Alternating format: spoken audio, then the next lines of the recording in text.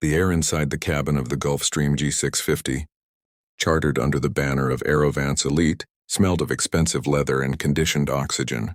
It was the scent of old money, the kind that didn't just whisper it. Silenced everyone else in the room. Marcus Thorne sat in seat 1A, a window seat offering a panoramic view of the rainy tarmac at JFK International Airport. He didn't look like the typical clientele. Instead of a high-end suit, he wore a charcoal hoodie, plain denim, and sturdy boots. His dreadlocks were tied back neatly, but to the prejudiced eye, he looked like a trespasser who had wandered into the wrong section of the world. What nobody on this plane knew, not the pilots, not the attendants, and certainly not the other passengers, was that Marcus Thorne was the wealthiest man on the tarmac.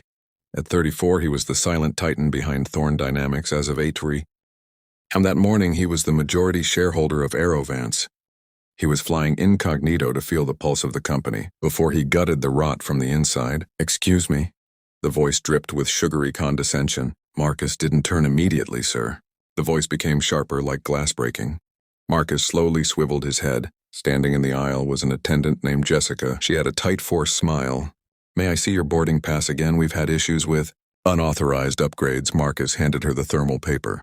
Jessica snatched it, scanning it with a frown. "Seat 1A, she muttered, clearly disappointed. "Are you sure you didn't find this? Just keep your voice down. We have very important guests boarding shortly.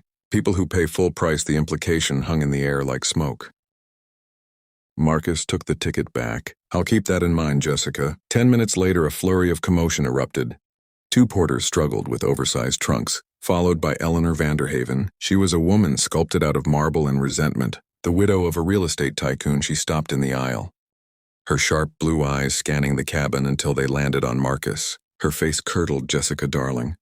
Eleanor said, her voice loud enough to carry to the cockpit. "There must be a mistake. I specifically requested seat 1A. It has the extra room for my dog's carrier." "Mrs. Vanderhaven, I apologize," Jessica panted. "The system showed 1A was booked. We have you in 1B. It is not identical," Eleanor snapped. She looked at Marcus, her nose wrinkling. "Why is that sitting there?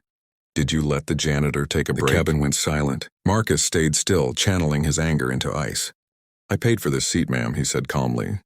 Eleanor let out a sharp, incredulous laugh. "Oh, honey, no." She turned to Jessica, snapping her fingers. "Get him up. I want my seat now." Jessica didn't hesitate. The calculation was easy. A diamond status socialite versus a man in a hoodie. "Sir," Jessica said, her voice hard, "I'm gonna have to ask you to move to economy. I'll issue a refund voucher, but Mrs. Vanderhoven is a priority passenger. I have a ticket for 1A. Marcus said, "I am not moving." Eleanor stepped closer, invading his space. "I don't know whose credit card you stole to buy this, but in the real world, people like me sit here. People like you sit in the back. Now get up before I have you dragged off." "Are you threatening me?"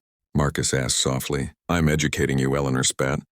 Jessica signaled to a tall steward named Brad. "Sir, grab your bag. You're causing a disturbance, Brad." A large man with a jutting jaw put a heavy hand on Marcus's shoulder. "Stand up," he commanded, squeezing hard. Marcus glanced at the hand.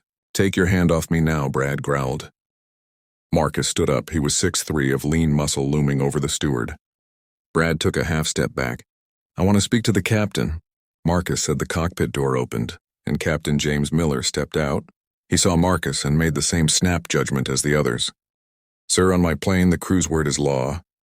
If they say move, you move." "Captain Miller," Marcus said, "ask the passenger for her boarding pass. Ask me for mine. Whoever has 1A stays." "I don't have time for a debate," Miller barked. Brad, "get security on the line. We're removing this passenger." "You're making a career-ending mistake," Captain Marcus said. "Are you threatening me? I've been flying for 30 years. I don't take orders from street trash." The slur hung in the air. The mask was off. Marcus didn't fight back physically. He saw a passenger recording on a phone. He reached into his pocket and pulled out a sleek black satellite phone. He dialed a single number. "This is Marcus Thorne. Authorization code, Delta Sigma 91. Execute order 66 on flight AV400-02, immediate grounding. Cancel the flight. Plan and patch me through to the JFK Tower supervisor." Captain Miller froze. He knew that code. It was an executive override. Who are you?" the captain stammered.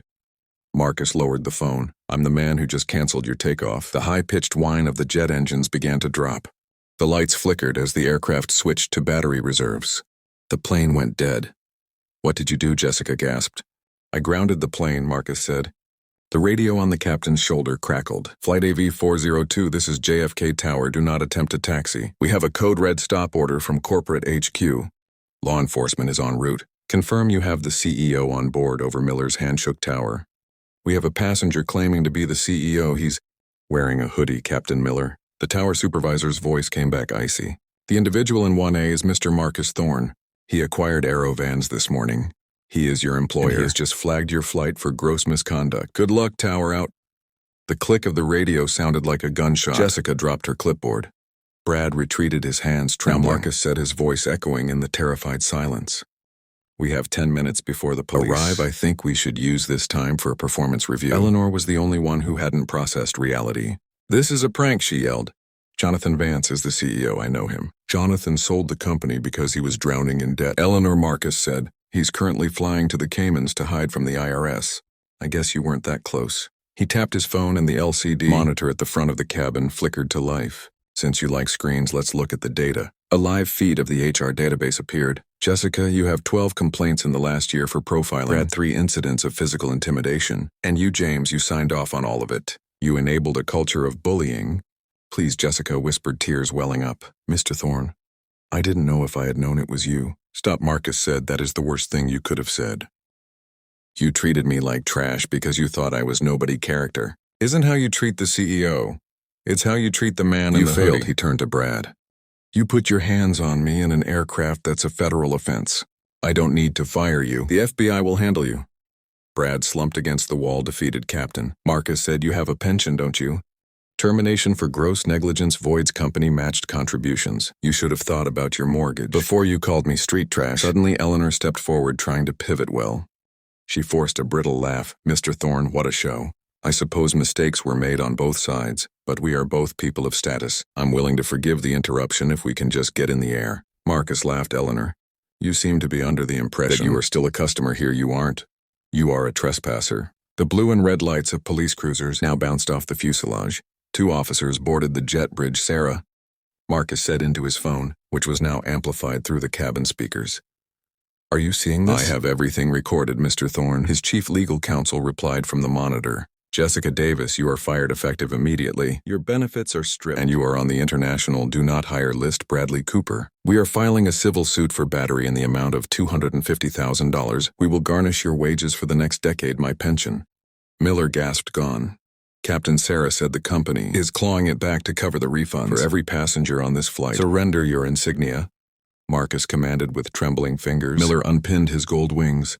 As the crew was LED away in shame, the passengers erupted in applause. But Eleanor remained clutching her dog carrier. I will be taking my business elsewhere, she huffed. You aren't going anywhere, Eleanor, Marcus said. Sarah, what does the Vanderhoff trust say? A stern voice came over the speaker's author. The trust executive, Eleanor, I have seen the video. You have violated the moral turpitude clause of your husband's will. As of 5 minutes ago, your credit cards are canceled. The trust is reclaiming the Park Avenue penthouse. You have nothing. You can't, Elena wailed. You wanted to play the do you know who I am game. Marcus said, well, now we know you're nobody. The officers handcuffed her as she was dragged away screaming about her status. Marcus adjusted his hoodie. He looked at the remaining passengers. Folks, I'm sorry for the delay. My name is Marcus Thorne. I own this airline and the flight home is on me. Full refunds for everyone. And while we wait for a new crew, the bar is open. 6 months later, Marcus stood in his Manhattan office. On his desk lay a dossier, Project Icarus. James Miller was now driving for a rideshare app. Living in a studio apartment, Jessica was washing dishes at a diner, her career in ruins. Brad was tossing trash bags into a sanitation truck. 25% of his meager paycheck going directly to Marcus's favorite, Charity and Eleanor. The final photo showed her in a pawn shop trading her wedding ring for rent money. The woman who once wore white fur was now wearing a lumpy, stained jacket, ignored by a world that no longer feared her name. Marcus closed the file and looked out at the city. He had taught them the most expensive lesson of their lives. True class isn't about where you sit. It's about how you treat the person standing in the aisle.